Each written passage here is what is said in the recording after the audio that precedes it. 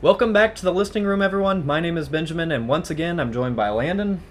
How you doing, sir? Good. Good. Okay. And we're going to be ranking my favorite metal band of all time, Iron Maiden. I hope you got some enjoyment out of this. Like, I know they're not your I did.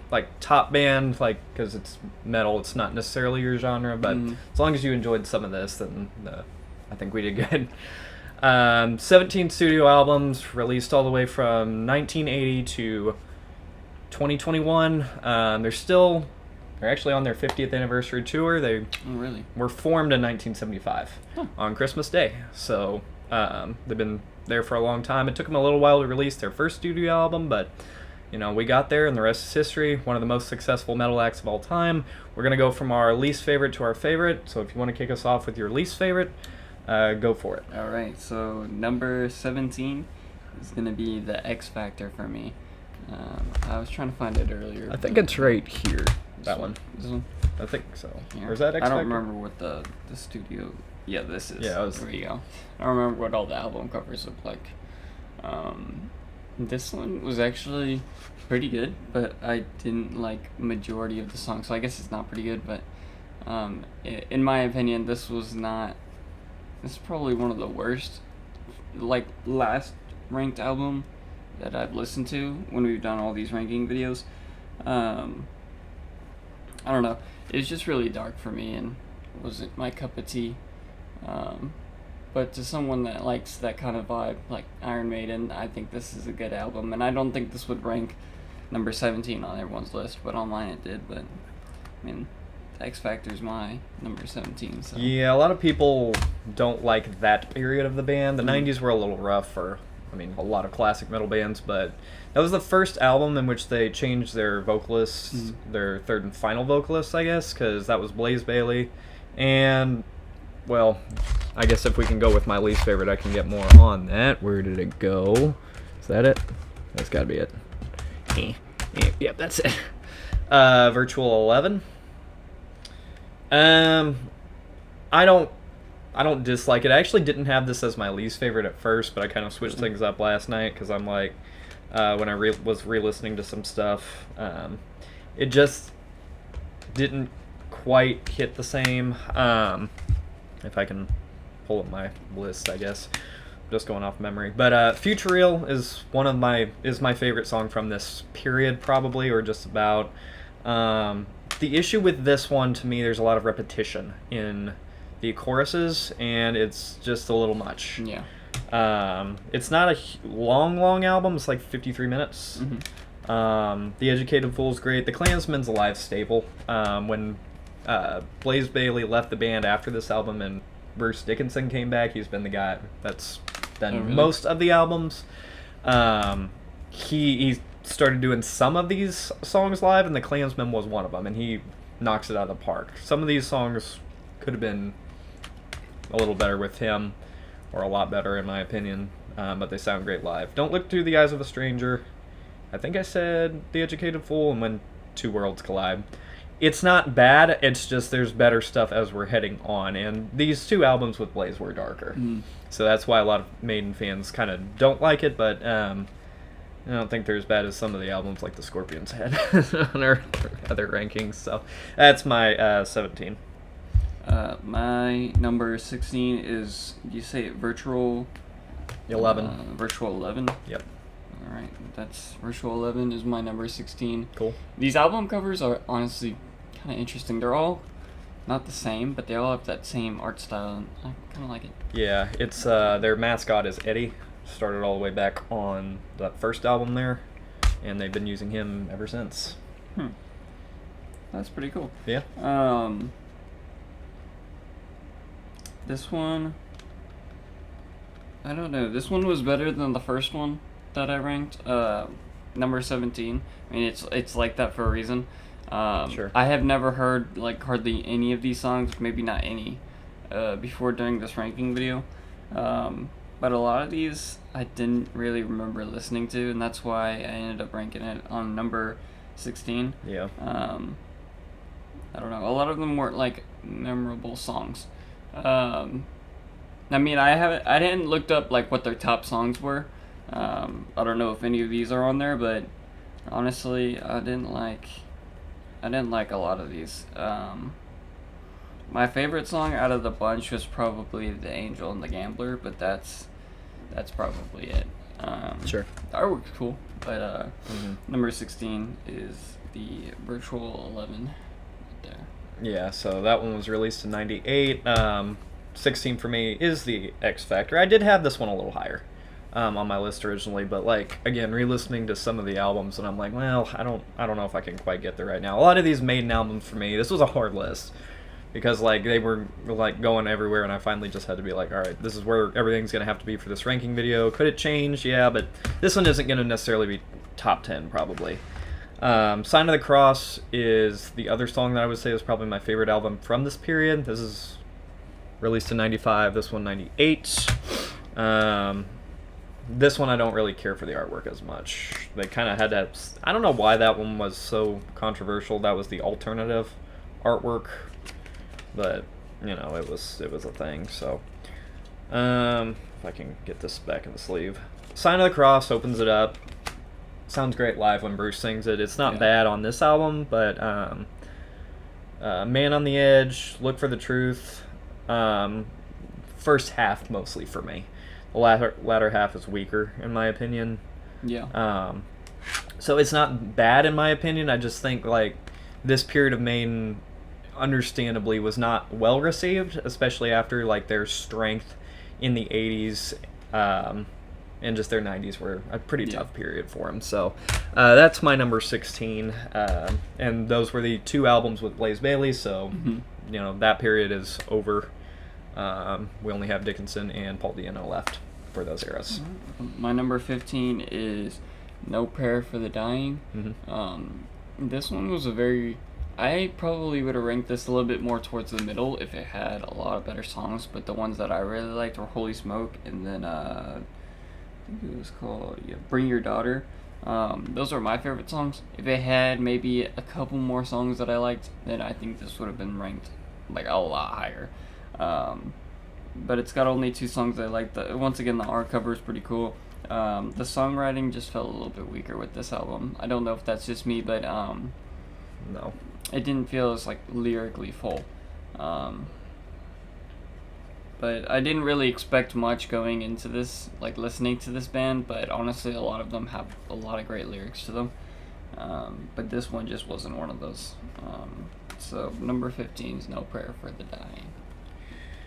Yeah, this one, that was released in 1990. Yeah. So a lot of these 90s albums, again, were a little tough for the band. So my next pick, I actually had in my last place at one point, but then I re-listened to it. I'm like, it can't quite get there for me.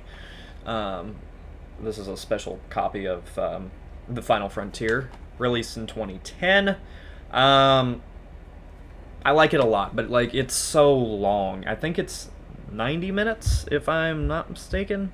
Or is it no, I think it's an hour 17. 90 minutes is later. Yeah, hour 17. It's not bad. It's kind of like opens it up like that. You have the regular CD over there, but if they chop out the first 4.5 minutes on the opening track, it's a lot better because it takes way too long to get into the song. It's 8 minutes and 40 seconds. Start off with a song that's 4 minutes and 40 seconds. In this instance, there's too much like atmosphere starting the album and not a punch and go. I don't care for El Dorado. I know a lot of people like that single from this album, but I just don't care for it. Coming Home is probably one of my... That's hard to say if it's my favorite. It sounds really good live, though. Yeah. Alchemist is good. Starblind's awesome. But it's the last 2 songs for me that pretty much, that and Coming Home, elevated this above the last 2 albums I did. So The Man Who Would Be King and When the Wild Wind Blows. Great closers to this album. And, yeah, I think it was... just because like it was probably because of El Dorado mostly and the first part of Final Frontier that I had it last, but like re-listening to it I'm like I don't think it can be last. And this is they've been doing longer albums as they've been going. I think this one was a lot longer than some of the other ones that they've done, maybe the longest to this point, but not a bad output. Just not one that I'll necessarily turn to as quickly as some of the others. Yeah. So I'll put this over here. Where's that one? But for the regular one, you said Final Frontier regular disc. I don't know what the album cover looks like. That one. This one right here. Yep. Oh, look at that. Never mind. It says it right there. That's my number 14 pick. Okay. I have to agree with a lot of what Benjamin said. It's got a lot of great content, but it's very inconsistent and it is long.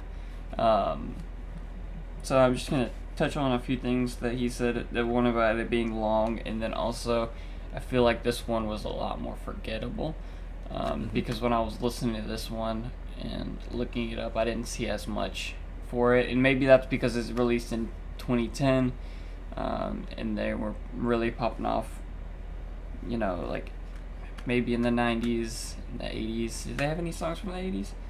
They did. Greatest They did, period yeah. is the 80s. Yeah. Sorry. But this is a good album. I feel like if this was released a little bit earlier, like maybe in the 90s or the 80s, I feel like this would have been like a really good selling album. But it was later in the game, and that's why I just think it deserves to be number 14 because it's forgettable. A lot of great content, but it's also really long. But yeah. Yeah, and it's long without a lot of, again, it's not as memorable, so I can't, there's nothing to argue there. This one I also had at last place, but once I finally broke it in a few times, it took a while to actually break into this one again. Fear of the Dark. 93, the final album that Martin Birch released. So he's one of the great hard rock heavy metal producers. He did stuff with Deep Purple, obviously Maiden. He did Black Sabbath Really? for the Dio years, so like Mob Rules and Heaven and Hell. This was the final album he ever did, and all his stuff sounds great, but I think the production is a little bit weaker on this one for some reason.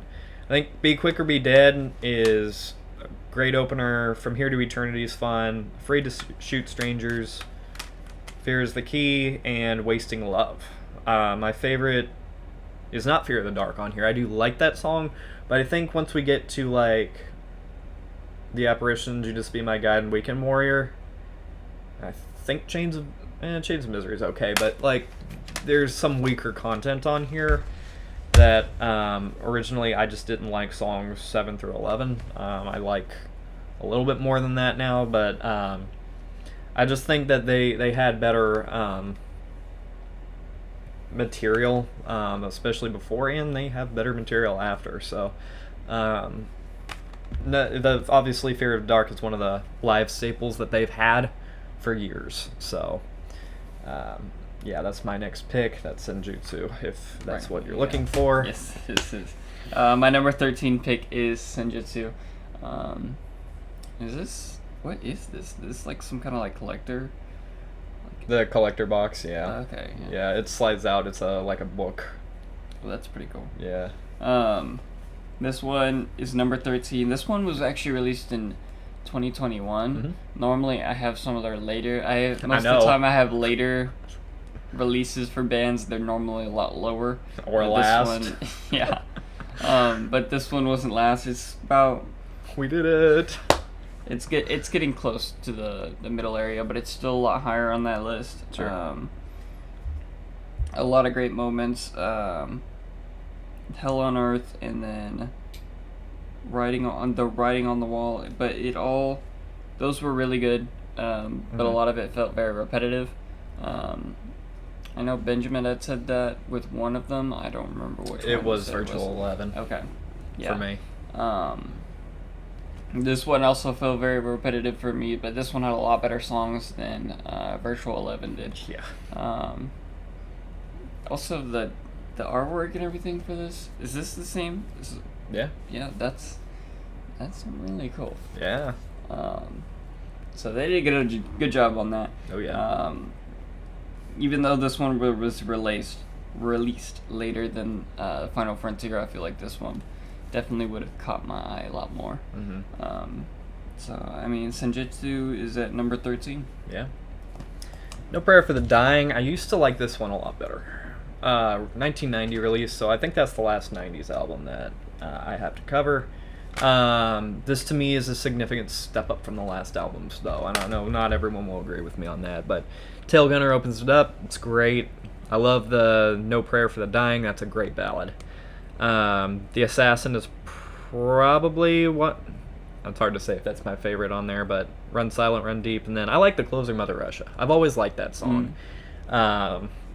So, like, there's a lot in here, and of course, Bring Your Daughter to Slaughter's good, but,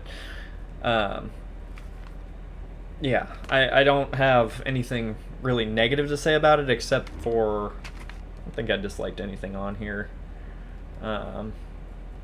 Yeah, it's fun. It's not as long as some of the other ones, which kind of helps, but this was like, you have to follow up all the 80s albums, and then they released this, so a lot of people weren't very happy with it, because it's a little bit, it's not as crunchy and hard rocking as a lot of their other stuff. So, yeah, that No Prayer for the Dying is my number 13 pick, so you're 12. So. Alright, my number 12 is The Book of Souls. Oh, yeah. This is also in one of those book collector edition ones. This is pretty cool. The album cover on this one, the artwork and everything is also pretty cool on this one. This one was also released in 2015, so this it also is like a newer one. But it is higher on the list. A lot of these, all these are like from the 2010s. So I have like 3 2010s in a row. Yep. Like or later. This one, I really liked. The Empire of the Clouds. Yeah. From what I've read, that's a really great song that people really like. But the rest of the songs felt a little bit stretched for me. That's funny because you picked the longest song on the album. Yeah. Well, I mean, that one was that. It's good, but it also is. I feel like that one's also stretched too. I feel like a lot of them are stretched out, including that one. But I mean, that one was my favorite out of the bunch. But overall, it was a pretty good album. Yeah, that's pretty cool. That's pretty cool. But yeah, number 12 is The Book of Souls. Yeah. I could have ranked this one this next one higher if I can find it quickly. Maybe. Oh, there's 2 redundancies in here. There it is. That was good. Matter of Life and Death. This is a significant step. Everything from here on was super hard to rank. Really? Actually, probably even No Prayer was a little bit, but this one is awesome. Very overlooked. Different World opens it up. Love it. Very in your face. Great start. These Colors Don't Run is awesome. Brighter Than a Thousand Suns. The Pilgrim. Reincarnation of Benjamin Brieg. Great song. And For the Greater Good of God. It's both great live tracks. This album all the way through is an excellent listen. I was very pleased. I knew I've always liked it, but like just listening to it again, like it's very pleasing to listen to. So A Matter of Life and Death is my next choice. And yours is? Mine is Dance of Death. Yep. That's my number 11. Yep. Boom, right there. I don't know how to pronounce it. Passchendaele, is that how you say it? I think it's Passchendaele. Okay. I think. That one was my favorite song out of the bunch. I really liked the whole album. I say that, but there are 2 songs that I didn't like as much, and that was New Frontier and Wildest Dreams. I feel like those ones kind of dragged down the album. But overall, this is a good album. I like almost all the songs on here. And I don't hate New Frontier or Wildest Dreams at all. I just feel like if they weren't in this album, this would be ranked a lot higher. Yeah. But overall, this is a very good, mediocre album for me. But yeah. Dance of the Death is my number 11. I don't remember if I've been going on years on these, but Matter of Life and Death is 2008? 2006, that's right. But this is the album 10 years later, Book of Souls. I finally got into this more once I re-listened to it. It is an excellent album. It's got great artwork in here. Picture of the band. I mean, it's incredible artwork that's just in here. So, yeah, and of course it's got all the lyrics. If Eternity Should Fail, this is a great live album. I mean, this isn't a live album, but the Book of Souls live chapter is a great live album to listen to.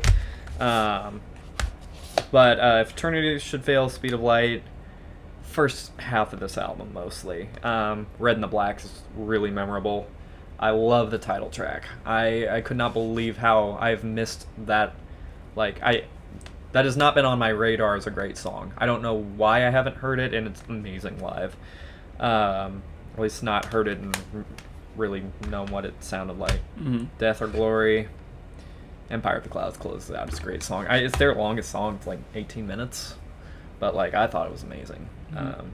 It's quite beautiful, especially to start. So, yeah, Book of Souls. Don't have really anything else to say about it. So, you're 10? Number 10. Oh, top 10. Fear of the Dark. I couldn't find did that I put that? I forgot you hadn't done that one yet. My bad. There we are. Bum-ba-da-bum. This one was very uneven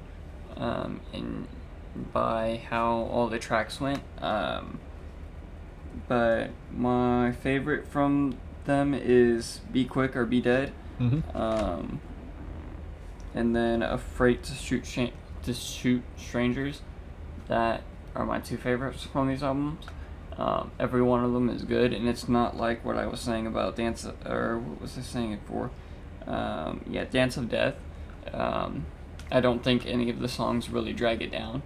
I think they're all very equally good. I mean, there's those two that I like more than the rest, but the rest of them, I don't feel like there's one bad one.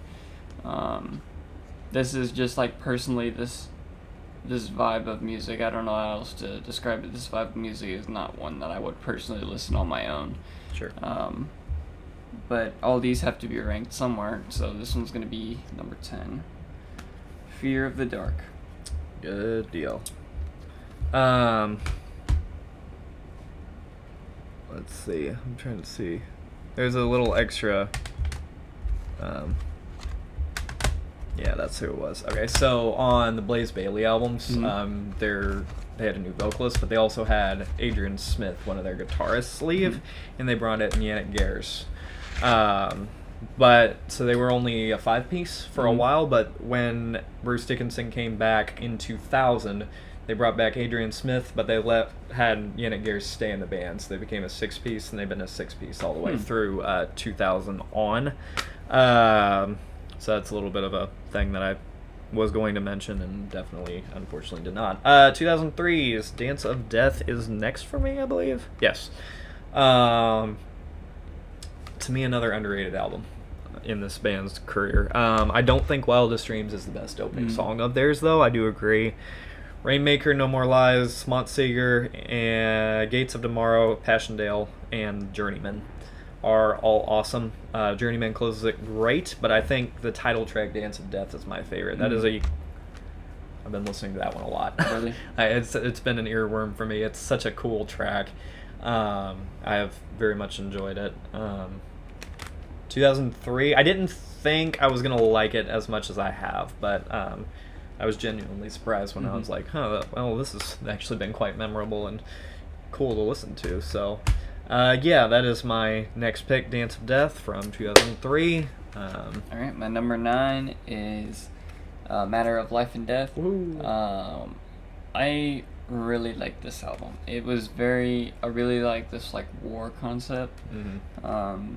And my favorite song from this one was The Reincarnation of Benjamin Brieg. And then For the Greater Good of God, I also liked. Yep. The Longest Day was also that's a good top 3 for this album. The album cover is nice. I like the vibe of this track, or of this whole album. And I feel like all these tracks work great together. And honestly, just The Reincarnation of Benjamin Brieg, that honestly gives this album its number 9 spot. without the rest of the songs. So this is a very good album in my opinion, and I don't know. I really like this one, but they all got to fall in their place. And number 9 was the most I was willing to put this up. But number 9 is Matter of Life and Death. I think we can both agree that this one's a bit underrated on on what they do. All right, this one used to be my favorite album, but it has since dropped. But I had it lower. If I can find it, there it is. I had it lower originally on this list, but I'm like, I can't put it this low. So my number 9 is Brave New World. This is the reunion album after their scuff in the 90s. Bruce Dickinson, Adrian Smith come back, and they leave Yannick Gers in. So now there's 6 of them. You can't open an album much better than The Wicker Man for me. I thought that was an incredible way to open it. Ghost of the Navigator, title track. Blood Brothers is such a good track. Probably my favorite on the album. The Mercenary, Dream Mirrors, and Fallen Angel. I'm about to list the next 2 tracks, The Nomad and Out of the Silent Planet. They should have ended it out of the Silent Planet, in my opinion. I do not like the thin line between love and hate. Yeah. I have never liked that track. I don't understand. Like, that's the only reason this album's not higher right now. Is because, like, I cannot, like, they should have ended it out of Silent Planet. It would have been a leaner album, and that song I just don't like. I know there's people who like it. Yeah. I know there's people You who don't like like it. it. I just don't, I can't get into it. Like, it's just, like, when you have, like, those first 9 tracks, and then you have that song, it just is weak, and it is long. Like, I'm not to say that some of this other stuff isn't long, but, like, that's just long and not memorable, and just not good. So, now that my rant's gone out of that, that's the only reason why this one's not a tick higher. Actually, probably not even 2 ticks higher for me. So, Brave New World. All right, my number 8 is their debut album, Iron Maiden. Okay. I really like this. This really like showed off their really like punky, and like raw, like their rock, and how their whole band really worked. It just wasn't as polished as like their best work, their peak work, but that's a given because it's their debut album. But honestly, I feel like this is one of the better debut albums that I've ever listened to. Phantom of the Opera is my favorite song from this. And that was like a really great song to listen to. But honestly, Prowler is a good way, in my opinion, to open it up. I don't know if other people feel that way, but honestly, I feel like this has good songs from start to finish. With those middle songs being really great. But yeah, I mean, Iron Maiden as their the last track, and that being the title track, I thought that one was good. I don't know, I liked Phantom of the Opera more. But this is, like I said before, this is a great debut track. Iron Maiden is going to be number 8 for me. Nice. Forgot to mention Brave New World's 2002 album, I think. Alright, so now we're getting to the point where this ranking is almost impossible because this next album, Senjutsu, I remember when the single The Writing on the Wall came out, and I was a little skeptical of how this album was going to go. I love that song now, but like, man, when it came out, it was so different from a lot of Maiden's other work that I was like, what is going on here? So now that I've learned to appreciate that song, I really like it. If I want to open it back up too, that is not going to work. Opens off with the title track. Great way to open the album. Really cool way to do that. Very, I don't know, it just worked out for what the album cover works. Stratego, or Stratego, I don't really know how to pronounce that one, but really great. Of course, Writing on the Wall. I like Lost in a Lost World. It's a pretty cool song. Days of Future Past sounds great live and on the album. Death of the Celts is amazing, and so's The Parchment, but Hell on Earth closes it out. Man, I can listen to that for days. That is such a good song. So I remember when this came out, and I'm still really hyped about it. So it hasn't dropped. It's pretty much stayed at the number 9 spot, number 8 spot for a long time now. So I was really impressed when I heard it when it came out. And yeah, so Senjutsu's my number Nice. 8. Really, really great album. Love it. Alright. Well, my number 7 is going to be Killers' second album.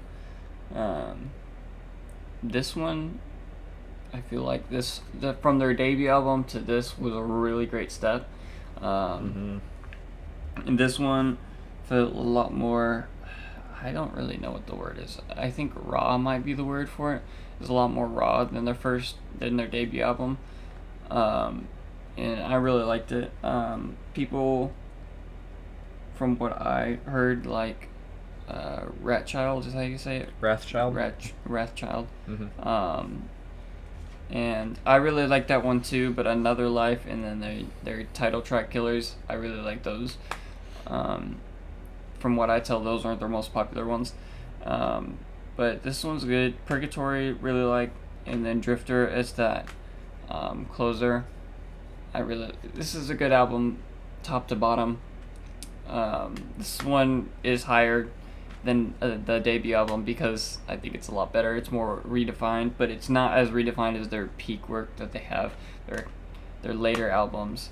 But this is a good starting point for the band. I say starting point, this is their second album, but they're still getting there. Yeah. So number 7 is Killers. Yeah, so you just went through the 2 Paul Di'Anno albums because he was the first vocalist on their studio albums. So next up for me is a controversial take, probably just from where it is, how low it is. But I've never thought it to be a top 5 album for sure. Really? This one of the 80s output, we're on only 80s now. From 1982. Yeah, 1982. The Number of the Beast. Not to say I don't like it, but like I love Invaders. I know a lot of people don't like Invaders. I thought that was an awesome opening track and start to this album with the first album with Bruce Dickinson, and he came from the band Samson. Children of the Damned. That is an awesome, slower song. The reason this one is the lowest of the 80s output is because I don't like The Prisoner. And I know like so many people love that song and it's on most of their live stuff. I don't like that song. Or at least not the chorus of that song for sure. I don't know why. 22 Acacia Avenue is awesome. Title track's okay for me.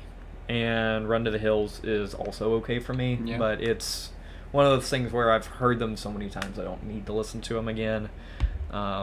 Gangland to me is underrated. I like Gangland. Yeah. And then, of course, Hallowed Be Thy Name is one of my favorite main tracks of all time. What a way to close the album. I have the utmost respect for what they did here, and just what they were able to do. Like, they soared after that, because like they were building already. That shot them to the moon. So 1983 The Number of the Beast is 1982 The Number of the Beast is my number 7. All right. Well, my number 6 is Peace of Mind.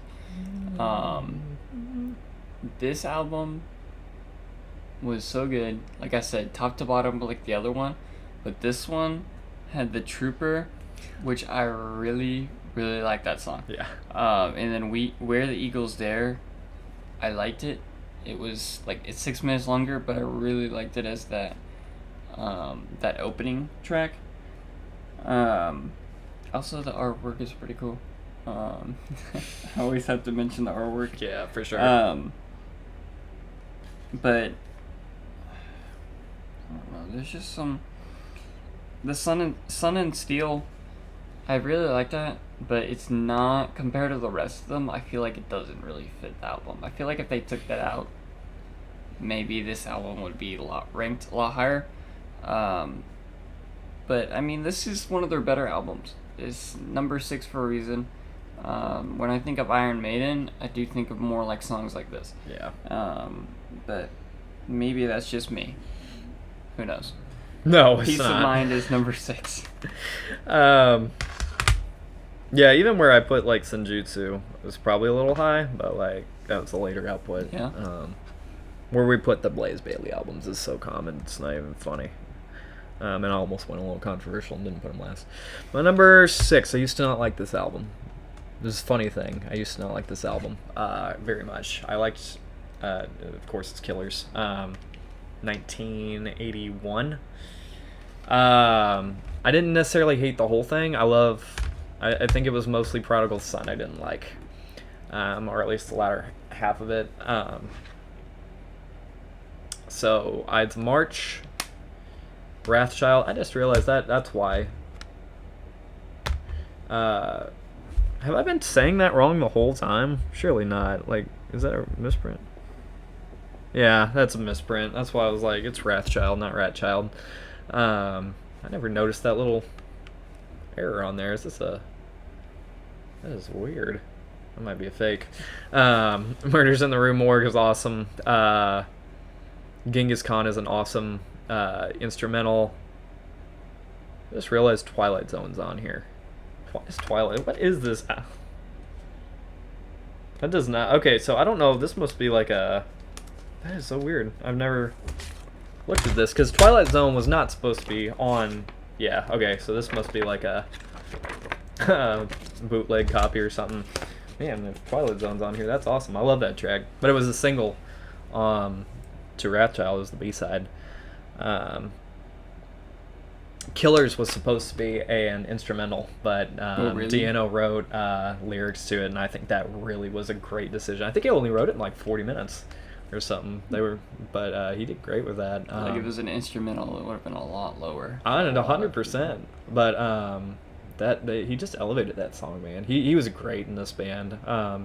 In a way, it's a shame that he wasn't on more albums, but they wouldn't have released Number of the Beast and done what they've done, so I can't complain. I don't mind Prodigal Son now. Purgatory and Drifter Ends is great. Both of those are great last songs. So I actually had this one a little bit higher, but there's another album on here that just took that spot. Because like these 80s albums just cycle. Like most of these 80s albums have been my very favorite Maiden album. They're just that good of a band for me. Mm-hmm. So Killers is next. I'm gonna have to see if Twilight Zone actually is on this, because that'd be awesome.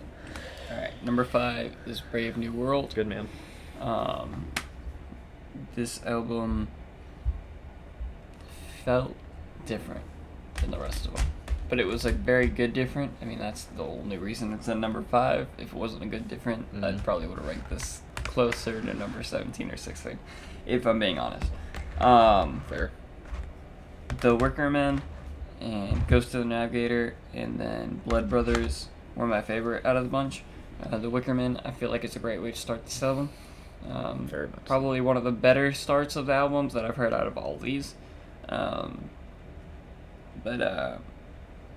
This one was released in 2000. Yeah, I know. I mean that kind of just proves that even though it's like a 2000 album, they can still create a lot of classics out of this. But I don't know how high this album ranks on everyone else's, but I mean, this is a really great album. I wouldn't be surprised if this is like top 3 for a lot of people. I don't know if it is. Maybe I've seen it's it not, at number but 1 for a lot of people. It used to Really? be my number 1 for a while. Oh, look at that. But I really like this one, but it's at number 5 because there are better ones than this one. Yeah. Brave New World is at number 5. Cool. Thank you. Yeah. My number... yeah, I'm on 5 too. So this one just took over Killers. Peace of Mind. Where Eagles Dare and The Trooper. The Trooper is one of the earliest metal classics I heard. Where Eagles Dare I've appreciated so much more, like, as I've listened to it. What an excellent opening track. And this is the first album, so I forgot another thing to mention. The first 3 albums, so Iron Maiden, Killers, Number of the Beast, had a different drummer. They had Clive Burr. He's an excellent drummer, but he... I think he left the band. Either way, they brought in Nico McBrain.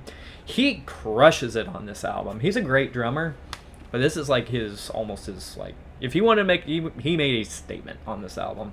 Just how good his drumming is on this is just nuts, and he does great drumming throughout the rest of his career. He's no longer touring with the band anymore, but he did an incredible job for over 40 years. Where Eagles Dare, as I just said. Revelations is good. Flight of Icarus isn't bad. It's just one of my... It's not as good to me. Yeah. Quite as good to me. But when it's like Where Eagles Dare, Die With Your Boots On, is awesome, and The Trooper. I mean, top 3 right there. I agree with you on Sun and Steel, though. That is my least favorite on the album. It's not. It doesn't quite fit, as you said, I think. And then we have Still Life. Quest for Fire, a lot of people don't like. I thought Quest for Fire was pretty good. And it closes with To Tame a Land, which is a great closing track, very epic. And closing it, Peace of Mind, number 5. I did not like this album for a while, except for The Trooper and Where Eagles Dare. So as time has gone on, I finally broke into it. It's funny how I didn't like a lot of these Maiden albums. I was like, what's the big deal with this? And then as time goes on, I'm like, okay, this makes sense. So. Yeah. All right, well, my number 4 is Somewhere in Time. This one is a great opener for me.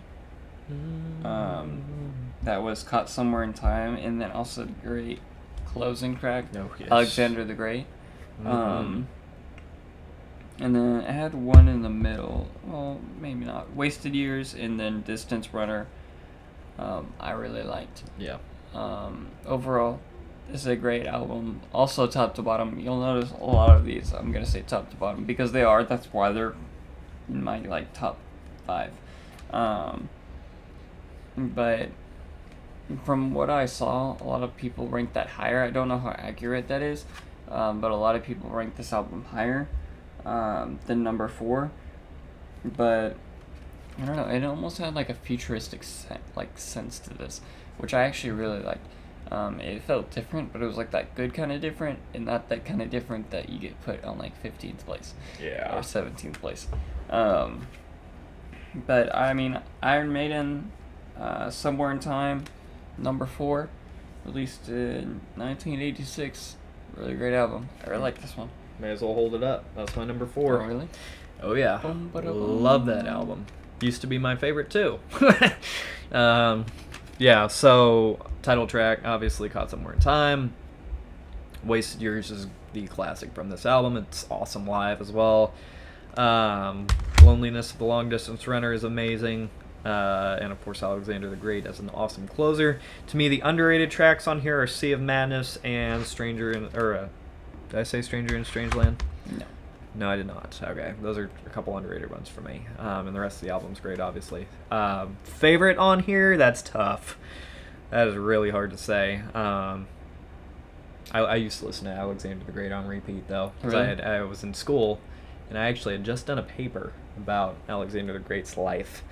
And when I heard that song, I knew everything that was in that song, and so I was hooked immediately on that. So it was a great way to close it. They finally played it live a couple years ago.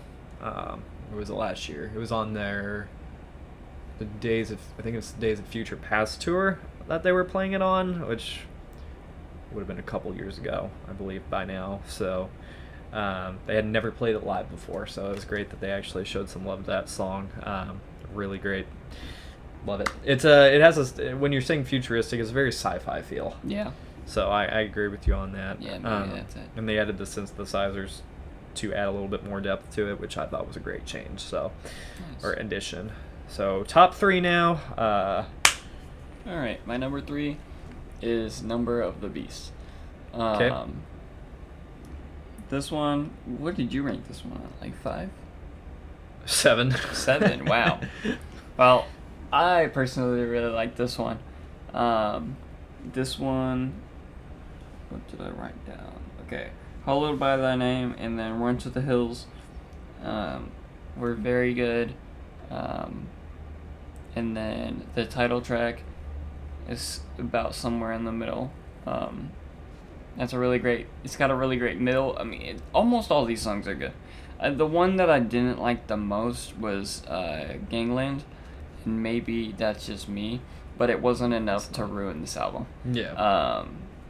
It's really great. It's just not compared to the number 1 and 2 on here. But this is a really great album. I mean, just in total. I mean, this is one of those albums where if I'm recommending this band to someone, this is the one that I'm gonna pick most of the time. This one really feels like Iron Maiden, and if they listen to this, I feel like if they like it, they're gonna like a lot more Iron Maiden. Yeah. But Number of the Beast is gonna be number 3. One more thing. Somewhere in Time was released in 1986. My number 3, top 3 is almost impossible. The